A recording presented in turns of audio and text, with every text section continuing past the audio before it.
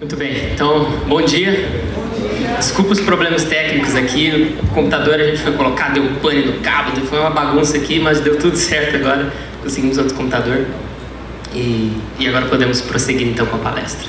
Então, já me apresentaram, então é um prazerzão estar aqui com vocês, realmente, e ainda nessa centro universitário aqui no Sesumar, porque eu me formei aqui, então é um prazer grande estar aqui também. E espero que vocês aproveitem o tempo. Mais tarde, acho que de tarde vamos ter uma mesa redonda, então, para trazer perguntas, qualquer coisa já anota e a gente pode estar respondendo elas mais tarde, tá bom? Então vamos estar falando um pouco sobre a paleontologia e a complexidade da vida. Muito bem. A complexidade da biologia é gigantesca. Chega a ser assustador o quão complexo a vida é. Muitas vezes no curso de biologia, eu coloquei até um gifzinho aqui dos insetos, dos besourinhos passando, para a gente ver a grande diversidade, mas nós sabemos que a vida é muito diversificada. E na biologia, apesar de muitas vezes ter um pouco de ciência exata e tudo mais, muitas vezes ela não tem, porque é bem complicado. Funciona mais ou menos o seguinte: você está estudando um grupo de animais, por exemplo. Em sala de aula acontecia demais isso. A gente estava estudando um grupo de animais, aí a gente falava: professor, então esse grupo possui essa característica X, né? Ele: sim. Todos os membros? Depende. Porque sempre vai ter uma espécie ou um outro grupo ou alguma coisa que vai fugir à regra. Ou às vezes pouquinho ou completamente vai fugir à regra. Sempre. Então é muito interessante, mas enquanto você está estudando é muito chato, porque dificulta tudo, né? Mas a vida na Terra é extremamente diversificada. É maravilhoso. Ali do outro lado coloquei uma imagem com vários outros tipos de animais, plantas e tudo. Então a vida é rica, extremamente rica no nosso planeta. E nós temos explicações para como essa diversidade existe. Existem, na verdade, muitas teorias para como essa diversidade veio a existir. Eu trouxe até aqui o famoso Origem das Espécies de Darwin, também baseando, ou iniciando esse grande movimento da teoria da evolução. Esse livro tem grande responsabilidade nisso, e eu trouxe. E lá no livro também ele fala muito, mais uma das teorias, de explicações dessa grande diversidade que nós temos. Vou usar um exemplo de Darwin aqui, que ele usou, que foram os tentilhões de Galápagos. Então essas aves encontradas em Galápagos, ele observou elas. Darwin chegou lá, observou essas aves e notou que elas tinham diferenças entre elas, correto? Nós podemos observar essas diferenças. Algumas aves menores, com pena branca, por exemplo, outras menores com pena escura, maiores com bico bem grande, outras com bico fininho, variando de acordo com o tipo de alimento que esse animal consumia. Aqui temos alguns outros exemplos. Olha, um bico bem pequeno e esse com bico bem grande. Então, variações dentro desses tentilhões, certo? Ele observou essas diferenças e deduziu que houve evolução para que houvesse essa grande diversidade de tentilhões na ilha de Galápagos. Ele estudou vários outros animais, mas esses são bem famosos. Então, diversidade e diversificação natural atual. Bem, segundo a teoria da evolução, eu coloquei aqui o que eles chamam de árvore da vida, também tem árvore filogenética e tudo mais, que funciona mais ou menos o seguinte: é como se fosse um tronco, não sei se de longe vocês conseguem visualizar aqui, mas é um tronco que segue e vai ramificando em vários galhos. Vocês conseguem observar mais ou menos isso aqui? É bem bagunçado porque tem muito bicho, muita coisa ali, mas ele vai se ramificando. Tá vendo aqui, de um ancestral comum, de uma célula, acabaram surgindo então plantas, animais, os cordados, invertebrados, artrópodes e tantos outros. Estão vendo? Grande diversidade. Darwin colocou isso. Ele desenhou isso no livro de anotações deles, enquanto ele fazia as viagens, e é bem famoso esse desenho. Então, de um ancestral comum, teriam surgido vários outros. Essa era a ideia dele. Pelo menos ele foi honesto, porque ele escreveu aqui em cima I think, que significa eu acho ou eu penso em inglês. Então ele colocou eu acho que é assim. Então pelo menos ele foi honesto. Ele falou: é uma interpretação minha. E não falou: isso é um fato, com certeza isso aconteceu. Não, foi uma interpretação. Por um motivo. Existem dois tipos de evolução. Existe a microevolução e a macroevolução. Vamos falar delas rapidinho. Microevolução é mais ou menos o que a gente observa nessa linha de baixo aqui. Temos lagartos, estão vendo os lagartinhos aqui? Temos um lagartinho marronzinho, um lagarto amarelinho, um lagartinho menor, um lagarto maior, um lagarto com rabo longo, um lagarto com rabo curto. Estão vendo? São diferentes, mas continuam sendo lagartos, certo? O mesmo tipo de lagarto. Não é? A mesma forma geral, mas poucas diferenças entre um e outro. Isso é microevolução. Isso nós observamos. Isso nós fazemos, inclusive em fazendas e tudo mais. Por exemplo, não sei se vocês já foram numa fazenda, que eles chamam daí de seleção artificial, né? Já foram numa fazenda e viram aqueles porcos, aqueles suínos, que é quase o tamanho de um fusca. Já viram? Eles são enormes, chega a ser uma aberração. Que isso? Por quê? Porque quem está produzindo esses animais querem animais maiores que produzam mais carne, concorda comigo? É o negócio dele. Então ele precisa de animais. Ou o pessoal que cria, sei lá, milho, eles querem espigas maiores, dependendo do tipo de trabalho, para que vai o milho, né? Às vezes espigas maiores, ou uma soja que produza mais, seja mais resistente. Então eles selecionam esses tipos de animais e plantas. Aí então o fazendeiro vai chegar lá, ele tem os porquinhos dele e fala, olha, nasceu vários porquinhos. Eu vou pegar só os maiorzinhos, porque tem diferença, né, na prole ali, vou pegar só os maiores e vou cruzar com maiores. Cruzou, vai dar filhotes que tendem a ser maiores. E por aí vai, eles sempre vão fazendo isso para terem cada vez porcos maiores, porcos grandes. Mas o que acontece? Existe um limite para essa adaptação, no caso de seleção natural. Existe um limite. Você não vai ter um porco que você vai cruzando e no fim das contas ele é do tamanho de um prédio. Não existe isso, não vai acontecer. Entendeu? Eu teria medo disso, então graças a Deus isso não acontece. Mas existe um limite, eles podem crescer bastante, mas existe um limite para esse crescimento. Estamos pegando um fator, né, que é o crescimento, o tamanho do animal. Existe um limite. Então os porcos variaram bastante, desde porcos grandes de fazenda, até aqueles mini pig que o pessoal está criando em casa agora. Não sei o que é mais assustador, o porco grande ou pequenininho, mas está lá. Isso é micro, no caso foi uma seleção ali artificial, mas representa essa microevolução, essas diferenças. Eles mudaram? Mudaram, mas deixaram de ser porcos? Não. Então existe um limite para isso. Aí então entra o segundo tipo de evolução, que é a macroevolução. A macroevolução diz que de um tipo de animal, geralmente nível de família, né, mas de um tipo de animal, ele se torna outro tipo de animal. Por exemplo, de um réptil, de um lagarto, se torna uma ave. Correto? Alguém já observou isso acontecer? Não observa. Não testamos isso no laboratório. Darwin não testou isso. A única coisa que ele testou e observou foi microevolução. Diferenças em pombos, diferenças em tentilhões. Isso ele observa, isso nós observamos, isso é científico. Só que macroevolução nós não temos como testar aqui e agora. Porque segundo Darwin, segundo a teoria da evolução, ia requerer milhões de anos para acontecer e a gente mal consegue viver 100 anos. Imagina tentar observar isso em larga escala. Não acontece. Só que nós sabemos que existe um limite, não é verdade? Existe um limite. O porco só vai crescer até aquele tamanho. Ele não tem como crescer mais, virar, sei lá, um brontossauro. Não acontece. Existe um limite. Aí entra a famosa mutação. Quem já ouviu falar? A mutação. Então, geralmente a gente observa, vai assistir, sei lá, X-Men, né? Fala, nossa, teve mutação, já sai garra, sai laser do olho, aquela bagunça toda. Não, mutação geralmente, se um médico chegar pra você e falar que você tem uma mutação séria no seu DNA, você não vai começar a pular de alegria, né? Fala, caraca, poderes! Não, você vai pensar, pô, provavelmente eu tenho câncer ou algum problema no meu corpo muito sério. Então, geralmente mutações levam a isso. Mas a evolução requer que existam mutações boas, que geralmente nós não observamos, para que isso possa acontecer, que o DNA seja totalmente alterado, assim, pá, um pedaço dele drasticamente alterado, para que esses animais possam mudar. Ficou claro? Microevolução, que é a adaptação, e macroevolução, que é essa evolução drástica de um tipo até outro. Vamos lá. Muito bem, o registro fóssil. A paleontologia é a nossa janela para o passado. Porque já que nós não conseguimos viver o suficiente para ver a macroevolução acontecer, aonde que a gente tem que procurar ela? Nos fósseis. Ou exemplos de criação que provem a criação, onde que nós temos que olhar? Nos fósseis. Ninguém estava quando a vida se iniciou na Terra. Vamos supor, pelo evolucionista, né, vai dizer, ninguém estava aqui quando a vida começou. Nenhum de nós. E nenhum de nós aqui estava aqui quando Deus criou a Terra.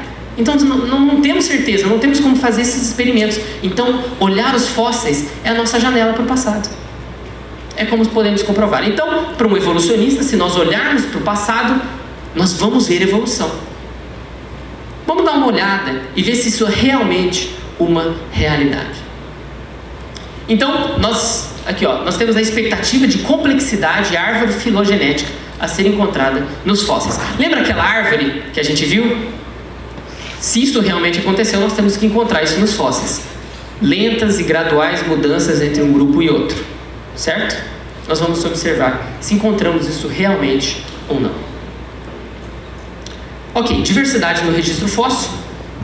É um fato que a paleontologia é muito, muito rica e muito, muito interessante. Temos vários tipos de fósseis diferentes. Aqui é um âmbar, que é seiva de planta fossilizada com uma aranha dentro. Temos aqui um tipo de lagosta, um outro réptil, um animal marinho, uma folha extremamente bem preservados. Existem muitos desses espalhados pelo mundo. Então a paleontologia ela é muito, muito rica. Então nós podemos aprender muito com ela. E nós vamos dar uma olhadinha em alguns pontos bem específicos que nos explicam um pouco sobre essa grande diversidade que nós temos no registro fóssil. Gostaria de falar um pouquinho sobre Antes de falar isso, existem regiões do mundo que em alemão, não sei se vou pronunciar direito, mas é Lagerstätten ou Lagerstadt no singular, que significa um lugar como se tivesse um grande carregamento banho. Você pegasse um caminhão gigante e enchesse de coisa, é um grande carregamento, um lugar cheio.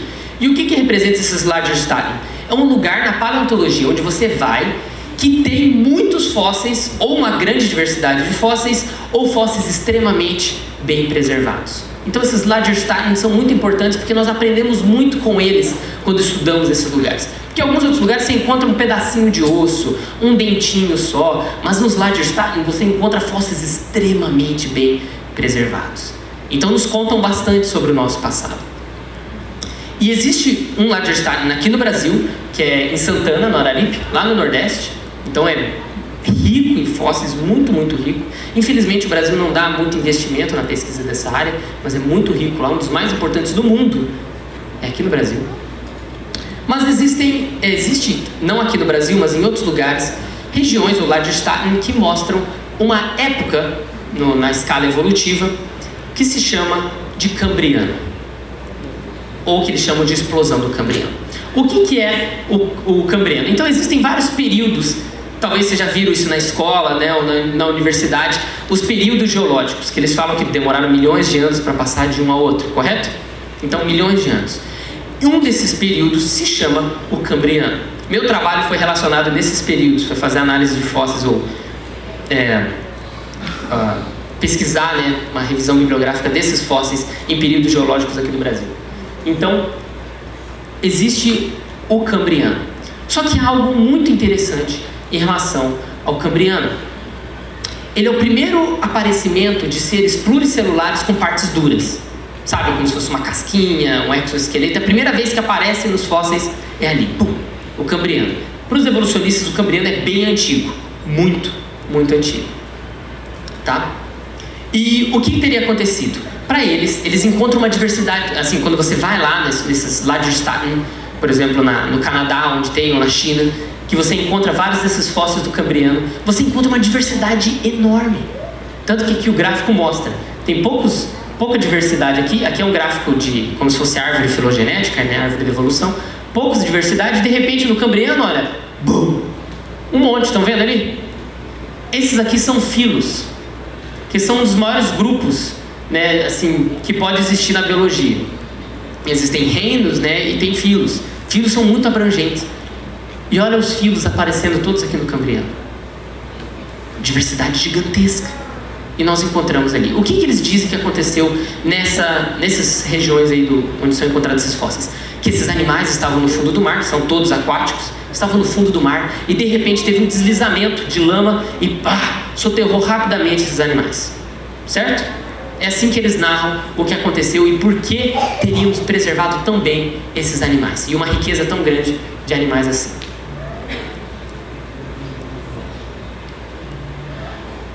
Outra coisa que eles tentam dizer para o grande aumento de diversidade que temos aqui no Cambriano é o aumento de oxigênio. Que depois de milhões de anos começou a ter mais oxigênio na atmosfera e em um dado momento aumentou tanto que esses animais puderam se multiplicar e evoluir drasticamente. Mas é muita diferença de antes, concorda comigo? Muita diferença. E vamos analisar um pouquinho. Antes do Cambriano vem o pré-Cambriano. Fácil. Então, logo abaixo do Cambriano temos o pré-Cambriano. Só que o pré-Cambriano, em termos simples, ele é chato. Ele é chato. Por quê? Seria uma vida extremamente monótona se nós formos olhar os fósseis encontrados ali. São animais que praticamente são estáticos, não se mexem muito. Algumas criaturas aqui que nem sabemos se são plantas ou animais na realidade ainda, porque não sabemos mesmo. No máximo que se mexia, aquela adrenalina de movimento, eram águas vivas, que nem se mexem tanto assim, né? Então, seria um ambiente extremamente lento e monótono. Foi o primeiro aparecimento dos animais metazoários. Isso numa escala evolutiva, tá falando em termos evolutivos. Seriam os metazoários. O que são os metazoários? São os seres pluricelulares. Então, milhões e milhões de anos sem nenhum ser pluricelular, só seres unicelulares. E de repente, aparecem seres pluricelulares bem simples, bem melequentos e moles, mas pouca coisa. E de repente, um monte de animais extremamente complexos. Eu fiz assim, para representar a explosão do Cambriano, tá, gente? Então, explosão do Cambriano, que a gente vai mostrar agora. Então, a explosão do Cambriano. Eu até coloquei umas anotações aqui para não colocar no slide, para não ficar um monte de coisa para vocês lerem. Eu coloquei aqui. Então, temos animais que parecem ser alienígenas para a gente. Talvez vocês já tenham visto alguns desses, ou alguns desenhos deles, ou talvez não. Olha isso aqui. Extremamente diferentes de animais que estamos acostumados. Esses aqui eles tiveram bastante dificuldade para saber qual que era o lado de cima, qual que eram as pernas e qual que era o... né? Então, na verdade, demorou bastante para eles descobrirem isso aí. Talvez estejam errados ainda, né? Não sabemos. Mas animais extremamente complexos, extremamente diferentes. Muitos deles têm partes moles, são de corpo mole, e muitos têm partes duras, como vocês podem observar aqui, como carapaças. Só que uma coisa interessante, não havia quase nenhum tipo de animal ali, e de repente, como se fosse da noite para o dia, uma diversidade gigantesca. Pra vocês terem noção, a maioria dos organismos que nós encontramos aqui não cabem em classificações de animais atuais. Não cabem. De tão diferentes que eles são ali. Por exemplo, se você estuda fósseis como dinossauros e tantos outros, eles cabem até em classificações de animais que temos hoje. Mas esses não, nem perto disso. Não cabem. E em uma região, existe um lugar no Canadá chamado Burgess, ou Xisto de Burgess, que é onde encontraram vários desses fósseis, né, em pedras escuras assim, vários. Em uma região de Burgess, numa montanha, uma lateral da montanha, temos mais variações anatômicas do que os invertebrados dos oceanos hoje. A gente acha que agora é o reino dos mamíferos, né? Nós aqui estamos dominando, tem mamífero pra caramba, negativo. É a época dos invertebrados, tem um inseto para tudo que é lado, eles que estão dominando, e nos oceanos também. Mas existe uma coisa interessante. Dentro da biologia, ou dentro dos filos, existe algo chamado plano corpóreo. Vou explicar o que é isso. É como se fosse o desenho de como aquele animal deve ser. Imagina aquelas folhas azuis quadriculadas, sabe? Que a pessoa desenha partes do mecanismo e tudo mais, né? Uma casa, ou o que for, é aquilo. Cada filo animal tem um plano, correto? Tranquilo? Tem um plano, por exemplo, artrópodes. Todos têm, né, um plano corpóreo mais ou menos parecido. Além de ter toda a diversidade, eles têm parecido, como o exoesqueleto e tudo mais. Né, os cordados, né, que inclui os vertebrados também, todos têm um plano corpóreo principal. Vou dar um exemplo de plano corpóreo. Os carros. Existem trocentos modelos de carro, concorda comigo? Vários. A gente nem sabe o nome de todos. Muito difícil. Então, muitos carros diferentes, ônibus e tudo mais. Só que todos seguem um plano corpóreo. Eles têm um eixo, têm um motor, seja na frente ou atrás, mas tem um motor. Eles têm 4 rodas e um chassi. Concorda comigo? Todos seguem esse mesmo padrão. Alguns são compridos, alguns são menores, alguns são altos, alguns têm 2 andares, alguns são menorzinhos, alguns são bem compactos, só cabe 2 pessoas, mas todos seguem esse mesmo padrão, certo? Isso é um filo. Os artrópodes todos têm esse exoesqueleto e tudo mais. Isso é um plano corpóreo. E se você for observar em Burgess, aqui, existe mais diversidade desses planos corpóreos do que nos oceanos hoje. Segundo a evolução, tinha que ter uma diversidade gigantesca agora comparada a antes. Mas não. Existe uma diversidade maior antes do que agora. Ué, como assim? Ao contrário daquela árvore evolutiva que a gente tinha que esperar? Existem, se você for olhar também, existem 4 grupos principais de artrópodes, tá? Que são as trilobites, já extintos, os crustáceos, os quelicerados e os unirranos. Praticamente todos os artrópodes que temos hoje cabem dentro desses 4 grupos principais. Só que em Burgess, né, no Cambriano ali, existem 20 a 30 outros tipos de artrópodes que não cabem nesses grupos. Ou seja, dentro de toda a grande diversidade de insetos e animais do fundo do mar que temos hoje, de artrópodes, tá? De toda essa rica diversidade, nós podemos sintetizar em praticamente 4 grupos. Em Burgess, nós podemos ter 20 ou 30 outros grupos. Vocês conseguem entender a intensidade de diversidade que a gente tem ali? É muito, muito grande.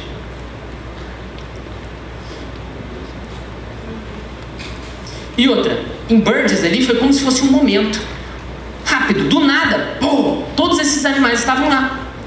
O próprio Richard Dawkins, que é um evolucionista, né, e ateu ferrenho, ele mesmo falou, olha, parece que esses fósseis foram colocados lá. E parece que surgiram do dia para a noite. Com certeza criacionistas vão usar isso para dizer que foi criação, ele fala, né? Mas parece que foram colocados esses fósseis lá, porque abruptamente eles aparecem. Então é muito interessante isso.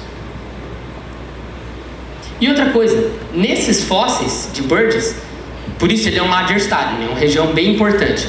Foi tão abrupto, tão intenso, que esses animais foram preservados com a comida dentro do sistema digestório deles. Não demorou milhões de anos para eles se fossilizarem, já teria apodrecido lá dentro, não. Alguns desses animais possuem manchas escuras para fora deles, que era quando eles foram soterrados, os órgãos internos, né, e líquido vazando, aí escureceu. Ou seja, em um segundo ele estava entrando em processo de putrefação e no outro, pá, ele congela no tempo. Como assim? Não demora milhões de anos para fossilizar? Quem já ouviu isso em escola? Que demora milhões de anos para fossilizar. Ali não, segundos. Esses animais foram fossilizados então com tubo digestório, comida lá dentro, antenas que são bem finas e frágeis, olhos e o alimento lá dentro ainda. E ainda as vísceras que apodrecem rapidamente foram congeladas ali, como aquelas manchas escuras vazando. Uau! Rápido. Muito, muito interessante. Então, o que é esperado e o que é encontrado em relação a isso? Lembra da árvore filogenética? Que de poucos animais vão evoluindo e vai diversificando e criando maior diversidade? Nossa, lembra? E agora lembra que os fósseis são a nossa janela para o passado? Vamos observar. Será que nós encontramos essa diversidade lenta e gradual? Não encontramos. Nós encontramos a grande diversidade logo aqui no começo. Praticamente todos os filos, quase todos os filos animais, que são um dos maiores grupos de animais, quase todos os filos animais são encontrados no Cambriano. Quase todos os filos animais. Existem alguns que já foram extintos, mas de praticamente todos os animais que existem hoje, cabem em grupos que apareceram do nada em Burgess, ou no Cambriano, que é essa faixa verde aqui. Estão vendo que existem alguns animais aqui, ó, uma linhazinha que representa os fósseis, linha do tempo. Alguns foram extintos, este xizinho laranja aqui significa extinção, mas de repente, olha a grande diversidade aqui, ó, várias linhas do Cambriano. Eu vou mostrar outro gráfico para ilustrar para vocês. Eu gostei porque essa imagem foi honesta. Eles colocaram linhas pontilhadas unindo, como se fosse aquela árvore de evolução, sabe? Só que nós não temos prova nenhuma de que esses animais deram origem a esses aqui. Qualquer cientista, inclusive evolucionista, sabe disso. Nós não temos prova nenhuma de que esses animais evoluíram para esses. É como se esses animais estivessem aqui e de repente surgiram esses do nada. Porque eles não têm um elo anterior. Ou nenhuma criatura que mostre que eles evoluíram antes. Eles simplesmente aparecem ali. É incrível. Então, só um gráfico aqui para ilustrar. Esqueçam essas linhas de fundo, tá? É como se fosse 2 gráficos em um só, tá? Eles aproveitaram para economizar espaço aqui nesse artigo. Então, vamos observar só as cores, tá? Só essa cor amarela e azul, principalmente azul. E aqui temos os períodos geológicos, tá? Ediacara, Cambriano, Ordoviciano, Siluriano e por aí vai, ó. Jurássico, Cretáceo, até os dias de hoje. É como se fosse o mais antigo até o mais atual, certo? Evolução ali. Então observem aqui. O gráfico ele vai mostrar quando aparecem criaturas, certo? O azul são os filos, novos filos animais. Então, boa parte do tempo do nosso planeta não teria nada, segundo a evolução. Nada. De repente, no pré-cambriano aqui apareceu um bichinho, tá vendo? Ó, subiu, de repente, pá, subiu outro degrauzinho, tá vendo? Apareceram uns filozinhos, certo? Pouca coisa. De repente a gente entra no cambriano. Bom. Quase todos os filos. Vocês veem que depois só aparece um ou outro. Estão vendo? No decorrer de toda a história geológica. Estão vendo ali? Só um filo ou outro aparecem aqui no meio do caminho. Praticamente todos aqui no Cambriano. Estranho, né? Porque segundo a evolução, essa coisa é gradativa. Não é verdade? Filos vão aparecendo no decorrer do tempo. Então, lentamente, o gráfico tinha que ser assim, ó. Ele lentamente ia subindo até chegar nos dias de hoje. Mas não. Abruptamente, eles aparecem de uma vez no Cambriano. Em uma das épocas mais antigas em que existe vida complexa, eles simplesmente estão lá. Todos lá. É incrível isso. Que vai totalmente contra o que a gente estaria esperando se a evolução fosse realmente correta. Darwin tinha vários questionamentos.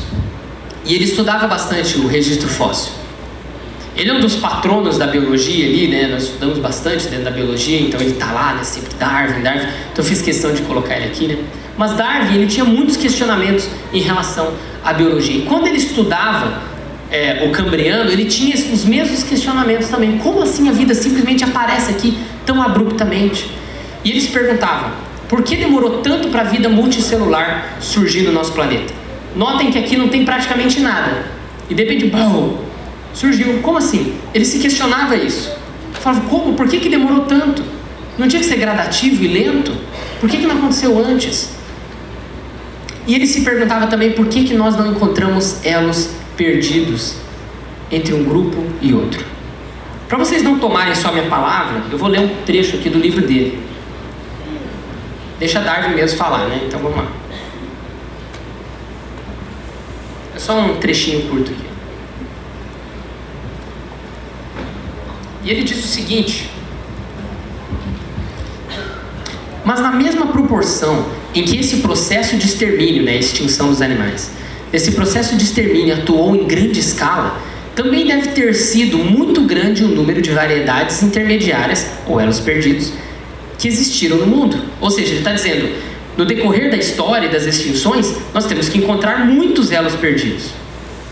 Né? Tiveram muitos animais sendo extintos.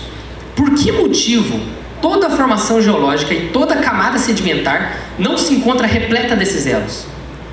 Não se encontra. Darwin está falando isso. A geologia não revela nenhuma cadeia orgânica interligada por elos contínuos. Foi Darwin que está falando, tá? Fui eu não. Darwin. E nisso talvez é que consiste a objeção mais evidente e séria que se possa contrapor à minha teoria. Isso aqui é Darwin falando. É o livro dele aqui, ó. E depois ele põe um questionamento para tentar responder, porque não adianta deixar só na dúvida. Ele fala, creio que a explicação se encontra na extrema imperfeição do registro geológico. Tipo, o registro geológico é imperfeito, temos poucos fósseis, então é isso, é por isso que a gente não encontrou. Mas cada vez que a gente estuda mais, a gente tem mais respostas de que ele estava certo, não existem esses elos. Vamos lá. Então, as explicações por que existem a ausência desses fósseis. Existem várias explicações. Ou tentativas, né? Vamos lá. Como Darwin falou, o registro fóssil é incompleto e imperfeito. Né? É difícil encontrar, as rochas são tudo bagunçadas, quebradas, é muito difícil encontrar esses fósseis, ele falou. Mas muito já foi descoberto, desde Darwin até agora. Muito já foi descoberto. E se nós formos olhar e tentarmos procurar os elos perdidos dos animais do Cambriano, lembra? Esses que simplesmente surgiram? Se nós formos procurar, nós não encontramos. Toda vez que pesquisamos mais, a única coisa que a gente encontra é mais diversidade. Bem nessa época, cada vez mais diversidade. Então não tem. Por exemplo, eles falam, não, mas aqui na Terra nós pesquisamos muito, mas no fundo do mar, com certeza vão ter fósseis. Concorda comigo? Com certeza, pô. Boa parte do nosso planeta é oceano. Só que os petroleiros e análises de inversão magnética do fundo do solo, em escala evolutiva, dariam a idade mais antiga do nosso fundo do mar por volta do Jurássico, ou seja, a época dos dinossauros, e não do Cambriano. Então, com certeza, a gente não vai encontrar esses fósseis lá no fundo do oceano. Então, já não faz sentido. E outra coisa, eles colocam as criaturas do pré-cambriano, lembra antes? Essas aqui, ó, da imagem, certo? As criaturas do pré-cambriano eram moles e pequenas demais para serem preservadas. Lembra que eu falei que era bem monótono e bem paradinho e eles tinham tudo uns corpos mole que a gente não sabe nem se é planta ou animal? Então, você fala, esses corpos moles é difícil de fossilizar, é complicado, e realmente é. Só que aí entra a questão. As criaturas da fauna Ediacara, que é o que eles chamam, essa fauna que foi encontrada na Austrália, realmente ela tem corpo mole e frágil. E é extremamente difícil de fossilizar. Mas foram encontrados nessa região aqui embriões de esponja do mar. Embrião de esponja do mar é extremamente pequeno e extremamente frágil, extremamente mole. Não seria a primeira coisa a apodrecer e estragar ali? Concorda comigo? De tudo ali, essa tinha que ser a única coisa que nós não íamos encontrar nos fósseis. Mas encontramos, provando que o quê? Que esses animais de corpo mole podem ser preservados. E foram preservados. Até os mínimos detalhes, como o embrião, que você tem que olhar às vezes por microscópio para observar essas estruturas. Até essas pequeníssimas estruturas foram preservadas. Embriões de esponja do mar. Até nível celular. Se você for observar esses grãos, que são grãozinhos minúsculos, em nível celular eles foram fossilizados. De tão bem preservados que eles estão. Então imagina, que loucura! Eles foram tão bem preservados que até esses embriões de esponja do mar estão lá. Ou seja, dizer que nós não encontramos os elos porque eles têm corpo mole e foram mortos e deteriorados, não é argumento. E que o registro fóssil é incompleto, também não é mais. Nós fizemos muitas descobertas que mostram que a realidade é exatamente essa. As coisas simplesmente apareceram.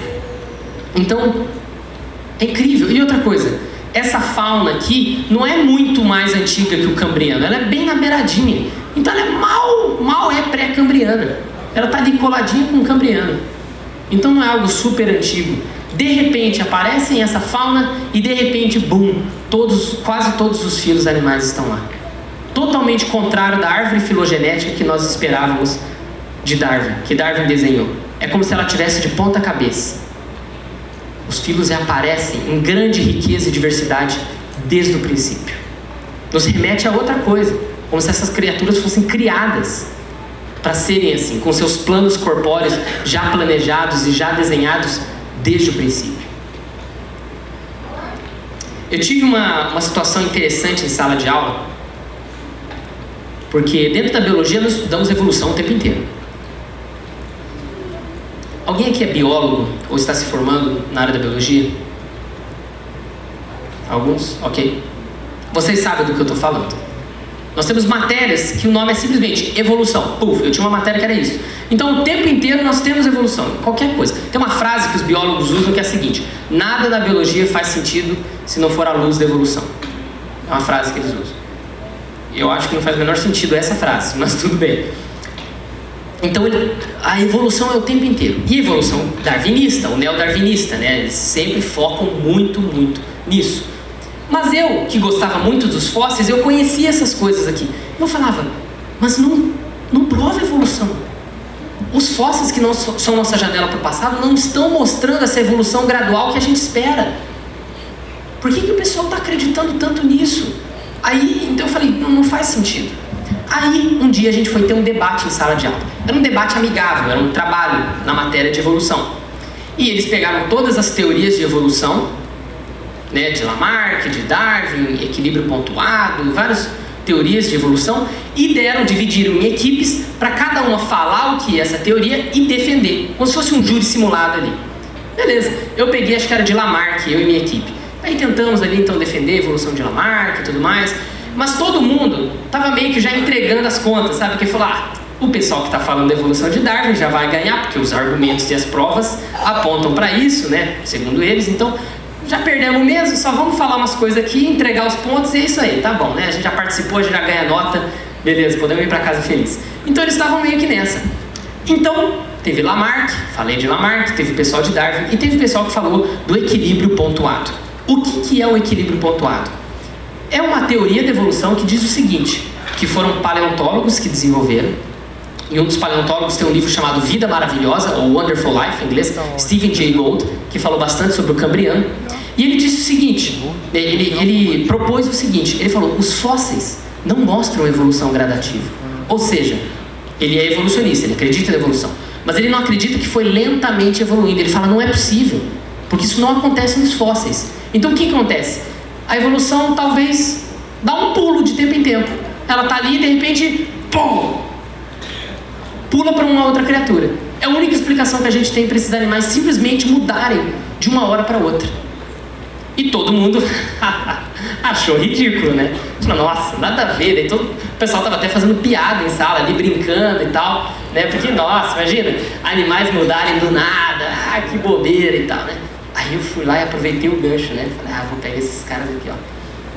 Aí eu só joguei na mesa, assim, ó, né? Deixar a bomba na mão deles. Eu falei, mas é interessante que esse cara é paleontólogo e realmente, se nós formos observar os fósseis, nós, como Darwin mesmo falou, nós não encontramos elos que liguem um grupo e outro. É muito difícil. E até os que aparecem acabam sendo descartados um tempo depois, isso acontece o tempo inteiro. Mas ele falou, não existem esses elos. Então, na realidade, o equilíbrio pontuado, mesmo parecendo bizarro, das teorias da evolução é a que mais faz sentido. Aí o pessoal ficou lá. Eles ficaram um tempão lá, tipo, sem nem saber o que fazer, porque eles nunca tinham ouvido isso, né? Até minha professora ficou, pois é, né, temos... né, vamos lá, tem que continuar a conversa depois do tempo. Porque nós não observamos uma evolução lenta e gradual no registro fóssil. É abrupto. O mais próximo que o evolucionista pode dizer é que os animais do nada pularam de um tipo para outro, que é o equilíbrio pontuado. O máximo que pode dizer. Mas se você acredita que as coisas foram criadas desse modo, que os filos foram criados com esses planos corpóreos desde o início, esse cenário já muda, não é verdade? As coisas já não fazem mais sentido, que essas criaturas já tinham seus planos desde o início e elas só foram adaptando, microevolução, coisas que a gente observa, vão tendo microevolução e vão se adaptando, criando outros tipos de lagosta. E um caranguejo cria outros tipos de caranguejo, um tentilhão cria outros tipos de tentilhões, um canino cria outros tipos de canídeos, né? Ali, cachorros, lobos e raposas. Vários tipos, cachorros, lobos, raposas e chacais são canídeos. Continuam sendo o mesmo tipo de animal. Então a adaptação acontece. Mas essa macroevolução nós não observamos nem hoje e também nem no passado, que é no registro fóssil. Então nós temos um grande empecilho aí. Porque Darwin, ele usava uma frase em latim que é natura non facit saltus, que a natureza não dá saltos, não dá pulos. Só que ele sabe que a única possibilidade, ou ele sabia, porque ele já morreu, né? Mas ele sabe que a única possibilidade, ou como Stephen Jay Gould colocou, para a evolução tentar submergir ou se segurar, é que ela tem que dar saltos. Mas para alguém que acredita numa criação, num designer que criou tudo isso, do jeito que já tinha que ser, essas coisas e os fósseis fazem muito mais sentido. Concorda comigo? Muito mais sentido. uma vez que nós analisamos os fósseis, nós temos que questionar a teoria que é mais aceita, que é a teoria da evolução.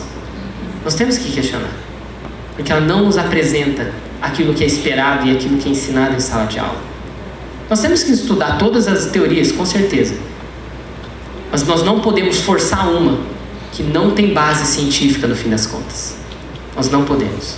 Eu gosto tanto dessa parte de fósseis, estou falando de fósseis o tempo inteiro, por isso que eu peguei o mestrado em paleobiologia, né?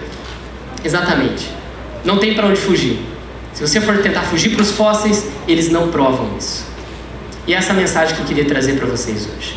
O Cambriano, lá no começo, nas partes mais, entre aspas, antigas da nossa, entre aspas, história geológica, nós já temos toda a diversidade, ou praticamente toda a diversidade já determinada e desenhada aqui no nosso planeta. E não aquela evolução lenta e gradual que somos ensinados. Muito obrigado.